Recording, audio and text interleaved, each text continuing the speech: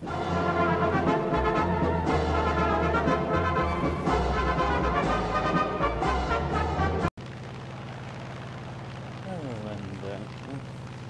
to another War Thunder video, and this is going to be kind of for those of you who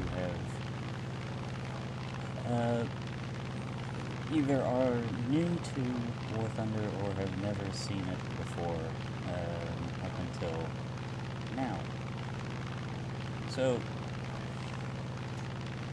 I guess what we're going to be doing is playing a little bit of a game called Spot the Difference, and, well, starting off with the easiest form of War Thunder, this is War Thunder Arcade. So, probably the first thing that you can see is there are the name tags above both friendly and enemy planes.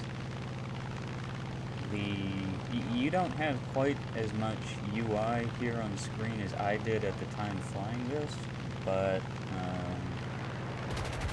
the UI for all three, at least in terms of the what's provided over here, is the same. The only thing that changes is there is a radar in two of them up here in this corner. And then the third one there isn't. This map wasn't here. Generally, you have to press a different key in order to get the map. But anyway, so with Arcade, there are basically, you choose a lineup of aircraft that you want to fly, or tanks that you want to drive, and you can play until either the match ends or you run out of aircraft or tanks or whatever. So you can have, I think at minimum, if you don't, for whatever reason, decide to get the free crew slots at the start, you can have a minimum of 2. Well, no, technically you can have a minimum of 1. A minimum of 1 plane. But the max, I think, is 11. However, the 11th plane, you have to go through a very special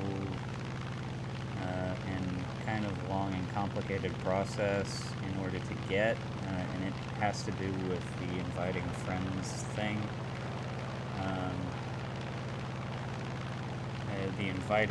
The friend invite kind of mechanism that this game has. So yeah, that is pretty complicated and annoying and tedious. So if you weren't to do that, then the most that you could have is 10. And I think after the 5th one, you start having to pay actual money for them. And they get progressively more expensive. I think like the first one is 200, the second is 6, the third is 4, or the second is I think 5, the third one is 8, the 5th one I think is 1,000, the 6th one is 12,000, so on and so forth. Not $12,000, 12,000 in-game currency, premium in-game currency, which you have to spend real money. So yeah. Another thing that's different is the flight models. The flight models in each of the game modes gets progressively more difficult to handle. For example, in Arcade, basically everything flies like UFOs. They have physics. Like, for example, you can still somewhat kind of stall in Arcade. Another thing is that you can run out of fuel, but you have unlimited ammunition, you have unlimited bombs, rockets if you choose to equip them, and yeah, the flight models are, like I said, in comparison to actual aircraft, they fly like TIE fighters. So that's probably the biggest difference amongst all three of the game modes that are in War Thunder, as far as the difficulty goes.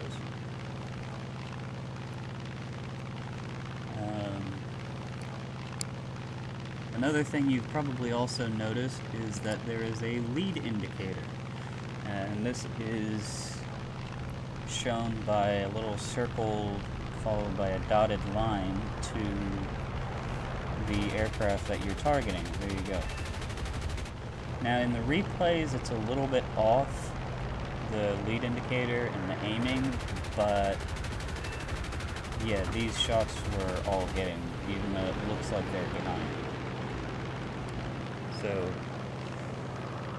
where I'm aiming is where I'm it's actually hitting the target. It just doesn't look like it.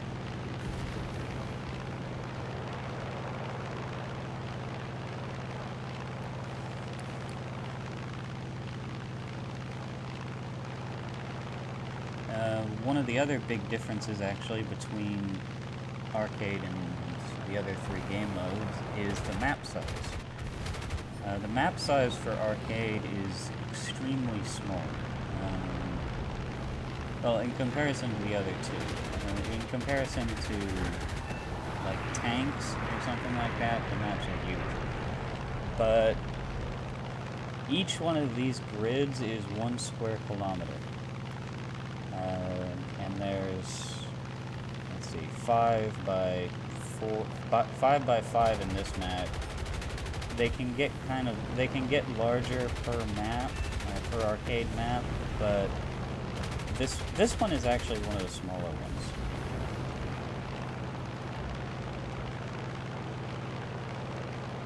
So in arcade, it's easier to get kills.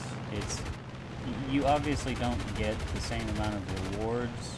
The rewards are proportional per game mode. So in arcade, it's the lowest that you can get because, you know, everything flies like TIE fighters. Kills are easy to get. You don't have to worry about ammunition. You don't have to worry about putting your aircraft down to land for more ammunition or any of that crap. It's really easy to get kills. There is a bit of skill to it, but it's minimal in comparison to the other game modes. Really, the only skill that you need is being a good shot, which is it's true with all three game modes that you need to be a good shot, but in arcade, it's probably the biggest thing that you need is to be a good shot. And then, of course, another thing that you need is to have an understanding of your plane. That's probably one of the biggest things in all three of them, is to have an understanding of how your plane performs over your opponent. And that was my last kill, so how about we leave this game mode behind and go look at something a little bit more challenging. Alright, and this is the intermediate difficulty for War Thunder. This is realistic battles. And probably the first thing that you can tell right off the bat is that I'm not spawning in the air. That was something that was in arcade that is not in realistic. You do not get an air spawn unless you are in a bomber or an interceptor, which this plane is not. This is the Yakovlev Yak-9P. The previous plane that I was flying was the P-47 Thunderbolt, the captured German P-47. And for those of you who may have already unlocked this plane and may already be flying it, I am using the 23mm cannon and not the 37 or the 20.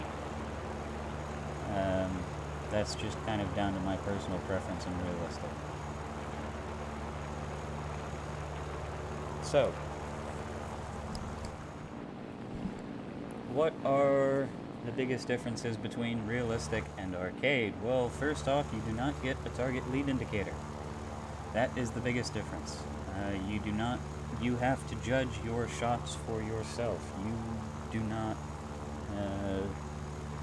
The game does not tell you where to aim. You have to judge where to aim based on your knowledge of... basically, you have to aim for yourself. You have to get the kills by yourself. You cannot... the game will not help you.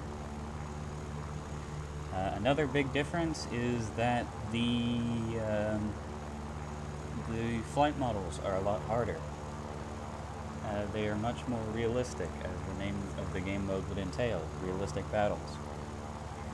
Another thing is that you only get one spawn, and that is the plane that you have selected in your hangar when you press the to battle button. In this case, it was the Yakovlev 9P, which is what you see flying here. So, since that's the one that I had selected, that is the one that I am flying. You do not get to switch your aircraft after you go into battle. All of them will be redded out, and the only one you'll be able to select is the one that you had selected. So, and also if that plane dies, if you get that plane shot down, that's it, you're done. You gotta go back to the hangar, you gotta load up again.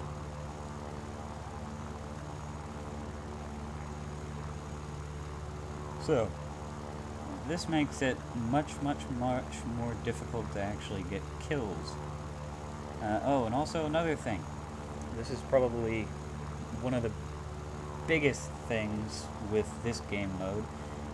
You do not have mid-air reloads like in arcade.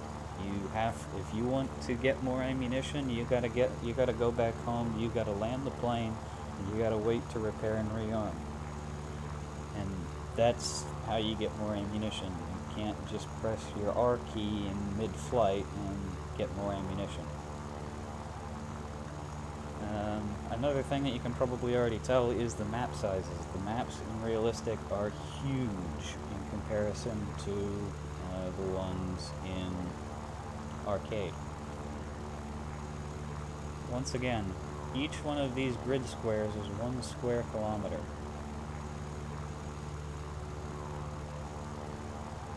And, I mean, the last one was 5 by 5, and this one is...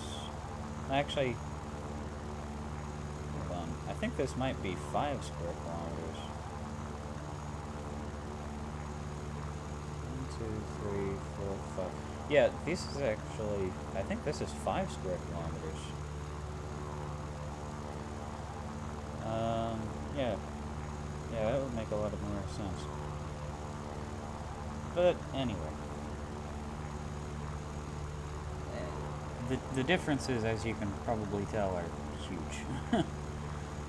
You still get the name tags over the aircraft.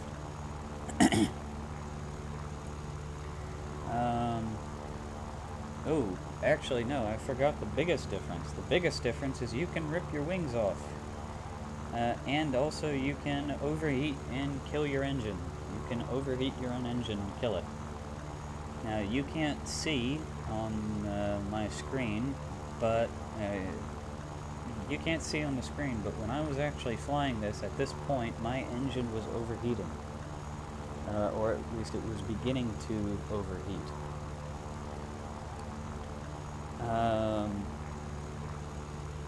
If you abuse the engine too much, it will overheat and it will seize up and die. You can also rip your wings off. Like I said, if you go into too high speed of a dive, if you go into too steep of a dive and don't pull out in time, or if you pull too many G's in a turn, you can rip your wings off. You can also rip your flaps off if you're going too fast. You can rip off your landing gear if you're going too fast. So yeah, those are the main differences between these two game modes, between realistic and arcade.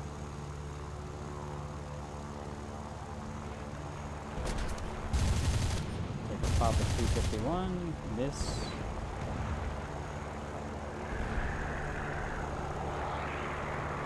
Oh, and by the way, for those of you who are wondering, we lost this match because our guys could not figure out how to shoot down an F-82. And that F-82 that you saw off in the distance, that's the guy that I'm talking about.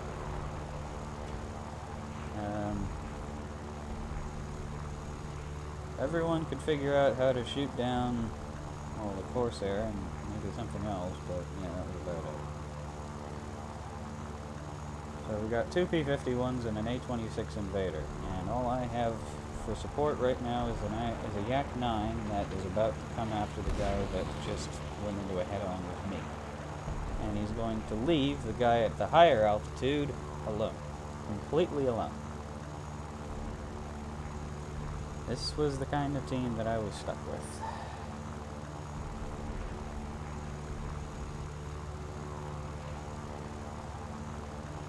There's the Invader, there's the other P-51.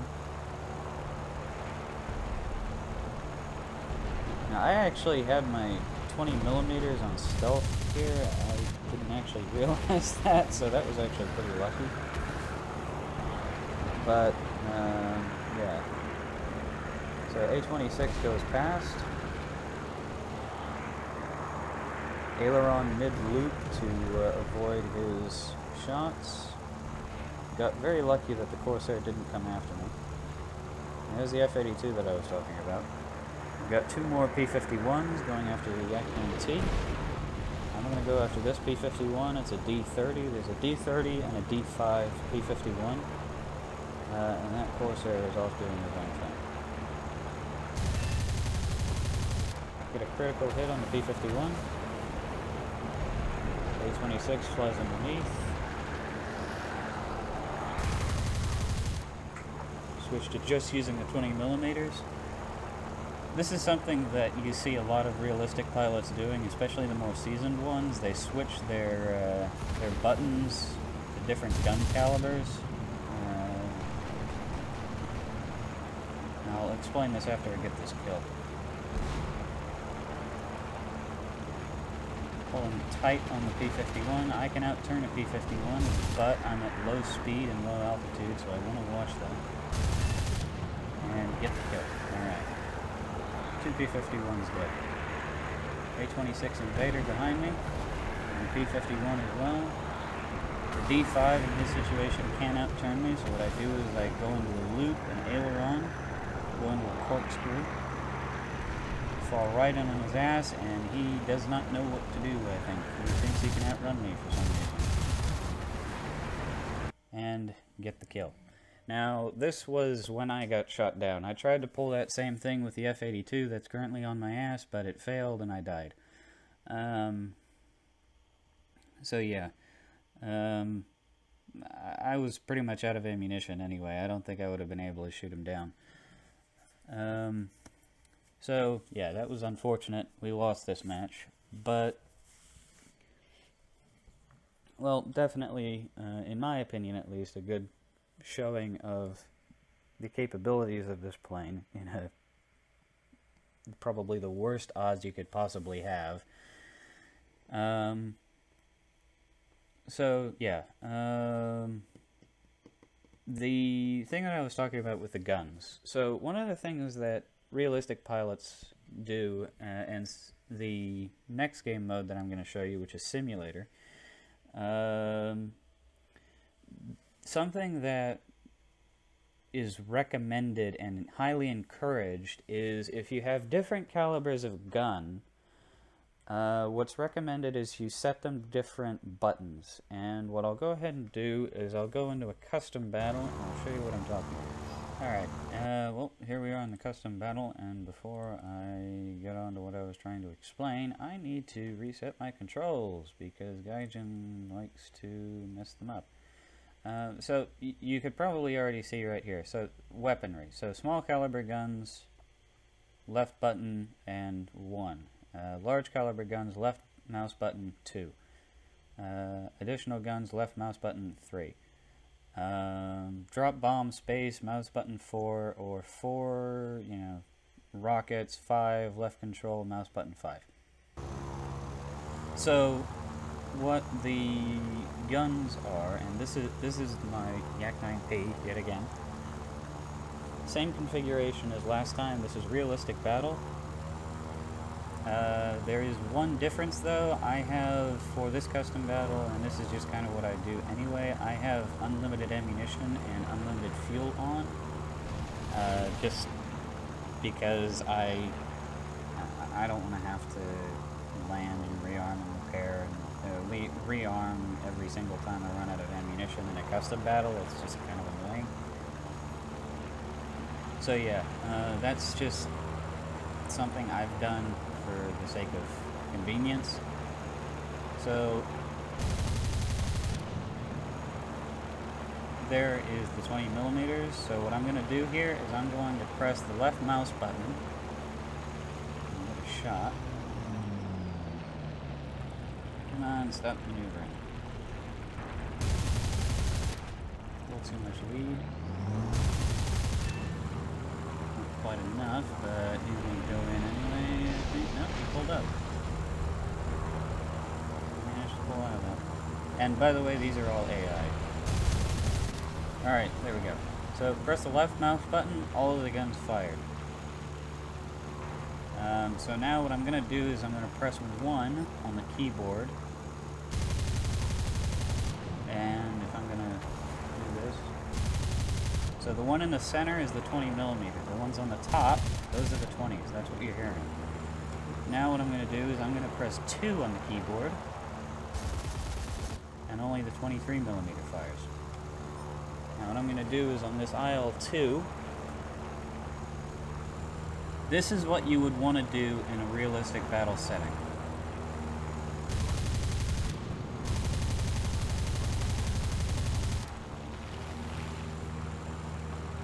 Now unfortunately I no longer have any 20 millimeters, but what you would want to do is you would want to use your smallest caliber for ranging fire.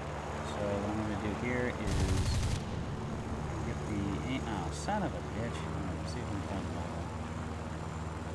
I want to find something that doesn't have any tail wires.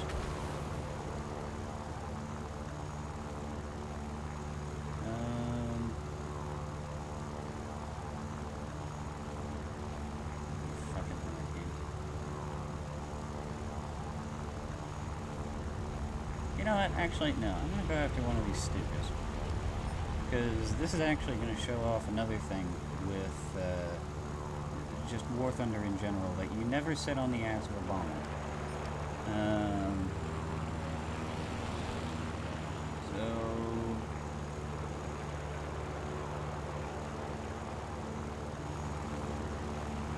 Now at this range, what you would normally want to do is you would do this. You would fire all of your guns at the same time. Unfortunately, I kind of fucked up my shot there, so go into that corkscrew that I showed you in the actual match. And here is where you would want to use the ranging fire.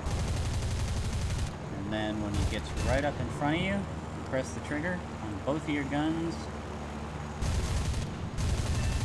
and you kill him.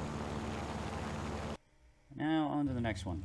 Okay, so one quick thing actually before we go on to simulator. This is just for the sake of being complete. I'm going to show you what the additional guns mean. And this applies to any aircraft that has gun pods of any description, any caliber. So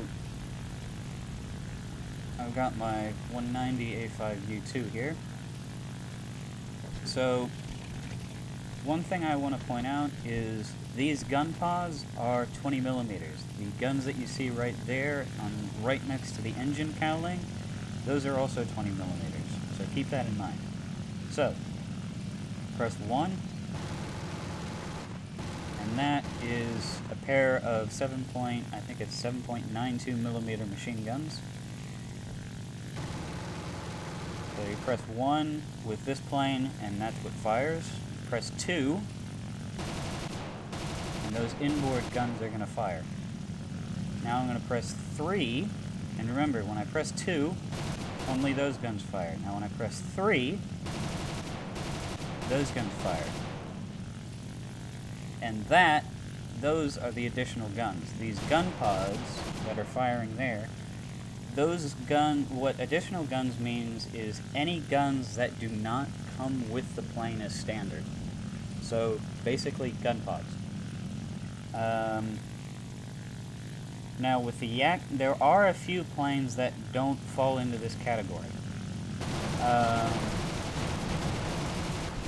For example, the BF-109 G6, G10, G14, and K4, as well as the Italian G14 AS, but it's a G14, so it's the same in my opinion, as well as the Yak-9P and the Yak-9UT. Now what these guns have in common is they can exchange their main nose-mounted or centrally mounted nose cannon. As you could see with the Yak-9P when I was flying that, there was a little hole in the propeller hub, in the hubcap, where there was a gun mounted. Now, one of the interesting things about the Yak-9P, the Yak-9UT, and the those BF-109s that I listed, the G6, the G14, G14AS, G10, K4, they can exchange their central cannon, their nose-mounted, or their hubcap cannon, and actually, I'm going to call it by the German name, which is a Motorkanon, Motorkanone, so motor cannon,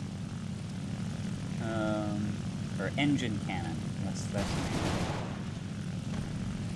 So that's what I'm going to call it by, is an engine cannon. So what they can do is they can exchange the engine cannon for different size calibers of gun. And I'm going to go back to the hangar and show you what I mean.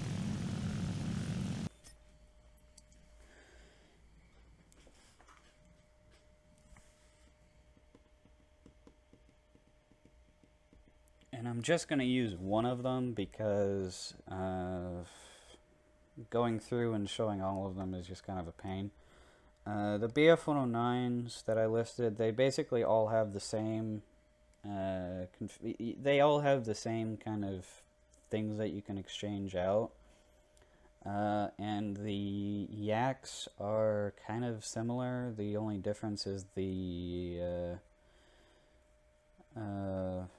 guns available to them.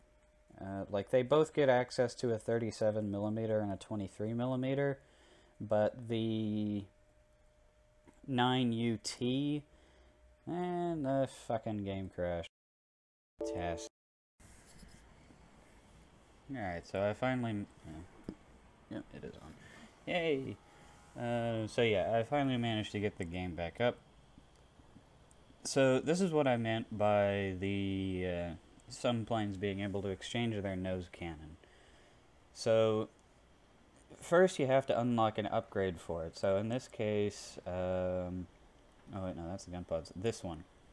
So it allows for the installation of 20mm MG151 cannon, and that pertains to this.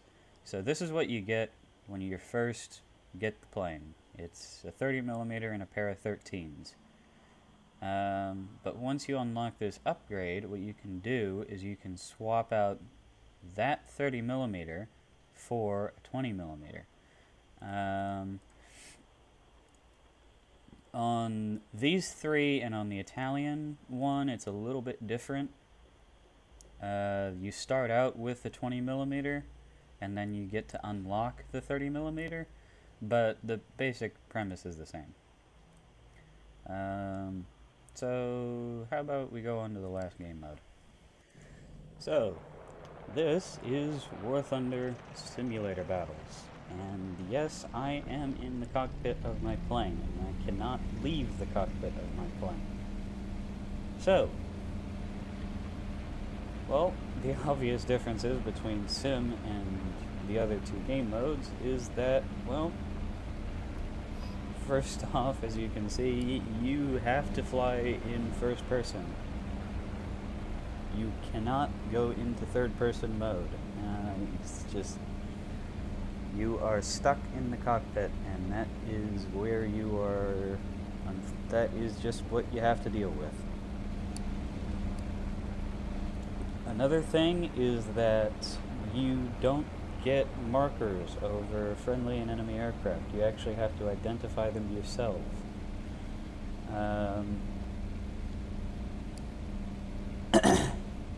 Also, the maps are even bigger in simulator than they are in realistic and arcade.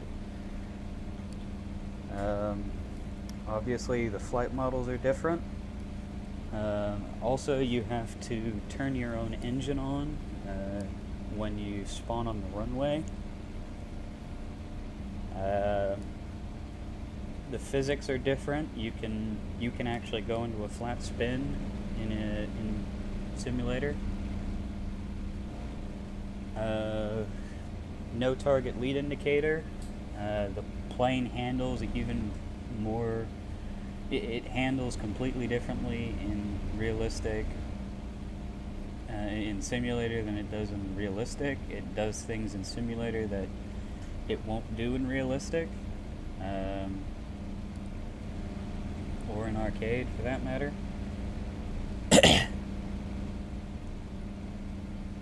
Landing, well, you still have to land to get more ammunition and bombs and rockets, but it's a little bit more difficult because you are strapped into the cockpit. You cannot do anything about it.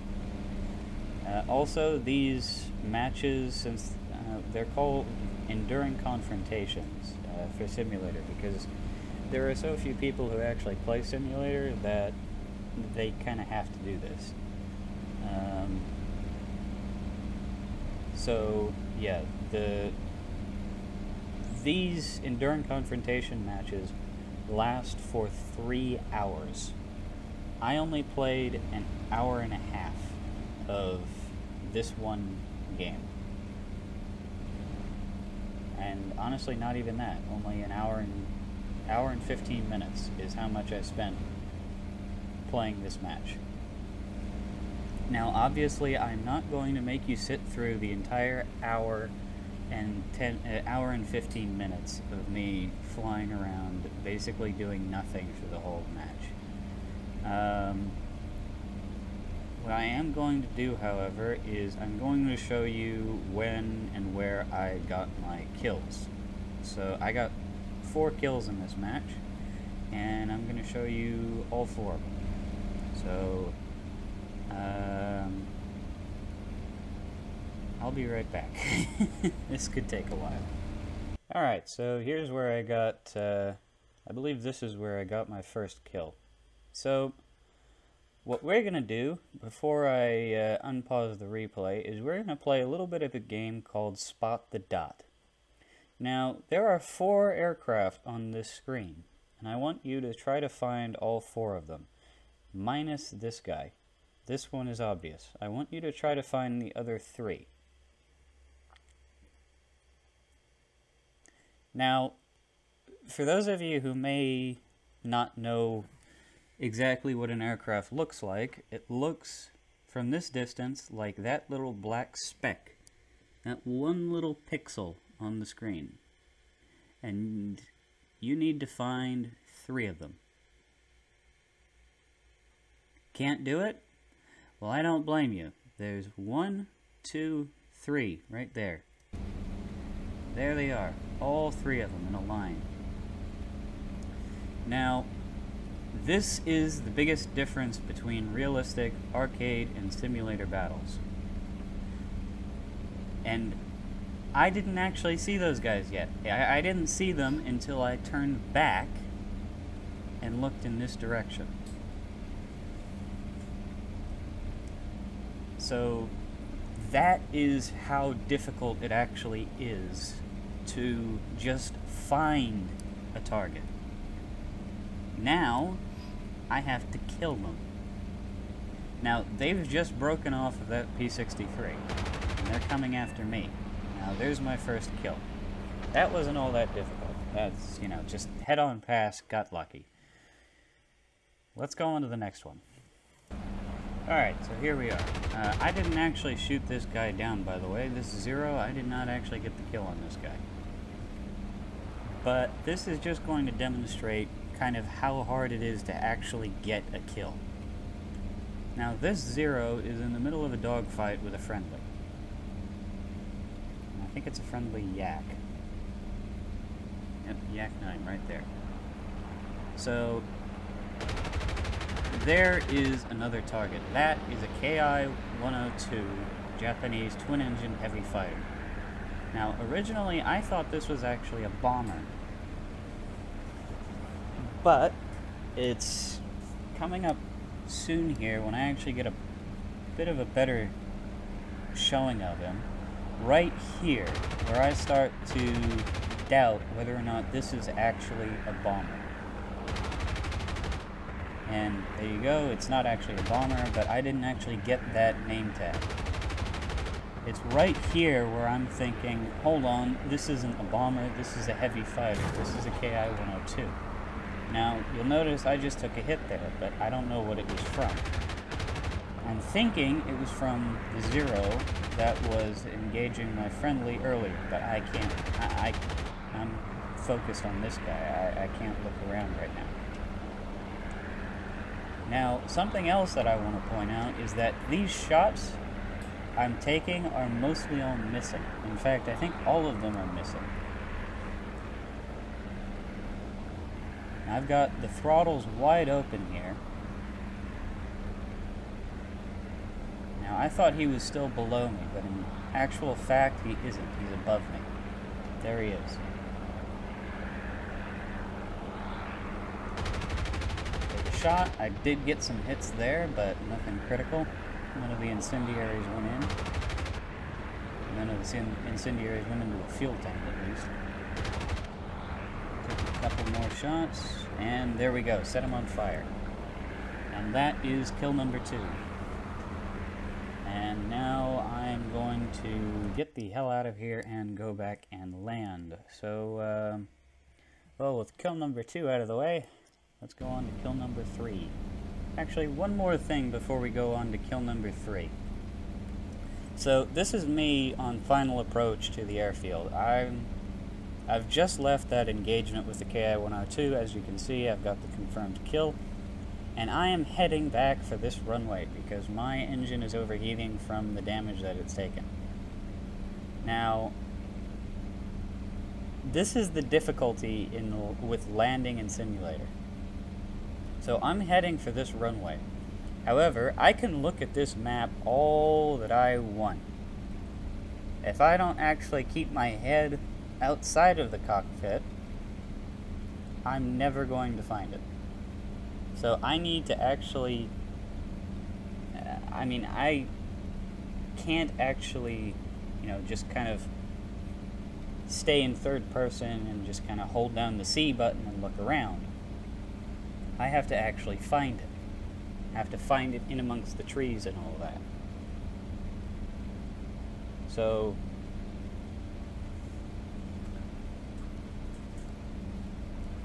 alright, I found it. Right there, where all those little tents and stuff are. Now I have to actually put the thing down. So I'm dropping the flaps, I'm dropping the landing gear, trying not to put the plane into the ground.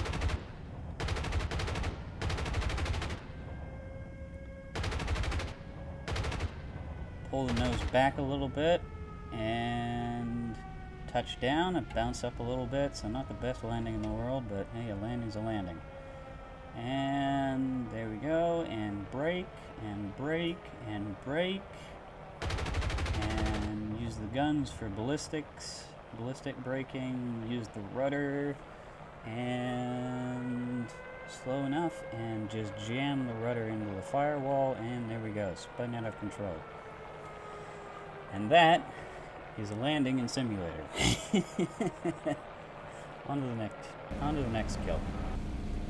Alright, so here we are, we're coming on to kill number 3 here. Now this one took a little bit longer. Now this, I originally thought that this was actually a dive bomber, but no, this is actually a KI-100, Japanese fighter. Here we go, I'm confirmed. Okay, this is not a dive bomber, this is a fighter. This is a KI-100. I chop power, he goes underneath me. I try to follow, but I realize that I'm not going to be able to. And then I point the nose straight, open up the power, and just fly away. And that fighter, that Japanese fighter, cannot catch me. And he's realizing that, and he is... Yep, he's turned away. He's going after the bombers. There is a squadron, or a flight of AI PE-8 Peshka bombers right up there. And above them, there are 4 Lavochkin LA-5FN fighters, fighter escorts. He is going to try to go after the bombers. Now, this is somebody who I do not believe was either very experienced or was... either he wasn't very experienced or he was just too determined to get these bombers, because what's happened here... So he's been shot at by me once now. So he knows that there's something on his tail. And then, there we go. There goes another burst. Now he knows, okay, I'm being shot at by another guy. So what's going on here? What's the situation? Now, he doesn't know where I am. He can't find me. Not only that, but there's another 4 AI fighters, AI LA-5s, and they're about to open fire on him. So now he's thinking, oh god, I'm getting shot at by 5 guys. But he doesn't know where the players are and which are AI. He can generalize and think that the LA-5s are AI, but he doesn't know that. And he probably can't even identify them. And there we go, set him on fire, and that is kill number 3. So, even though you know you're getting shot at, you still have to find and identify the target for yourself. The game doesn't do it for you. So yeah, this... the difficulties of Simulator once again. Now, let's go on to kill number 4.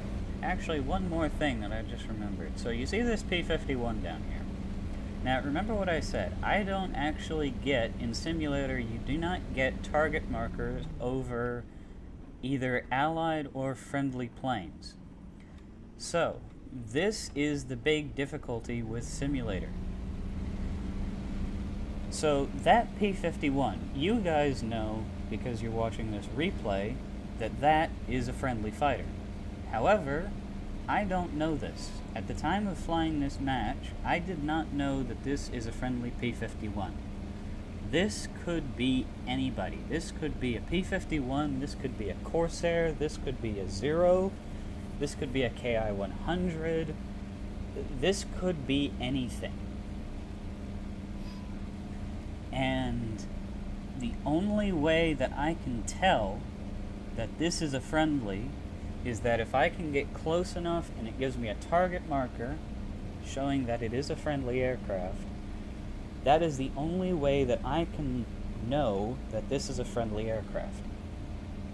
So, this guy, and I asked in chat if there's anybody going to the airfield at G4, which is the airfield that this guy is heading to. There it is, G4. I said, if anybody is heading to this airfield, turn on your smoke. And he did not do this. So this guy could have gotten himself shot down. But, okay, and now I've realized, okay, yeah, this is a friendly, I don't want to shoot. So, this is the big thing with simulator battles. You can actually accidentally team kill somebody because you cannot identify them. And that is why the target markers are still there for friendlies once you get close enough. It's I think once you get within about a kilometer or so, the target marker comes on. So that way you actually know which is a friendly and which is an enemy. Let's go on to the last kill. Alright, so here we are. We're coming up on the last kill here. Now, what I've spotted here is I've spotted an enemy aircraft shooting at ground targets. Now, I don't know if it's a friendly, I don't know if it's an enemy. So I'm coming to investigate. Now, what I want you guys to do here is I want you to see if you can spot this guy and then keep track of him. Now, if you can't find him, I don't blame you. He's right here. He's right in the gun sight. Now see if you can actually keep track of him. So, there he is. Okay, so yeah, this is actually pretty easy to keep track of. And now, he's just fired. So this is an enemy. The reason why I know that is because there are no other friendly aircraft in the area. So, because he's opened fire, I know this is not a good guy. This is a bad guy. And now I can line up the shot and fire, and now now that I've fired, I've just realized, okay, yeah, this is for sure an enemy. This is the Japanese B-7A2 dive bomber. And there he is. There is my 4th kill. In the P-47 in Simulator. And yeah, this is very difficult. Just that one kill, that was pretty simple by simulator standards. But still, what you have to do is you have to first find the target, and then you have to get on their tail, and then you have to line up the guns, fire, and kill them. And you have to do all of that while strapped into that little cockpit. And hope to God that you don't fuck up. So yeah, this is extremely hard. And people who are good at simulator are the kind of people who have been playing flight simulators for their entire lives. So, this is extremely hard to be good at. And there we go. He's burning down, and there he goes. The game's just confirmed the kill for me, and basically from here on out, I basically just, flew around and did much of nothing. Did a whole lot of nothing. Which, I mean, I've been flying for almost an hour, as far as the counter's concerned, and I've only managed to get 4 kills out of it. And that's just kind of showing you how difficult it is. And I almost got a team kill. Don't forget, I almost got a team kill, because if that P-51 wasn't lit up for me at the very last moment, I would have shot him down. Or at least I would have shot at him.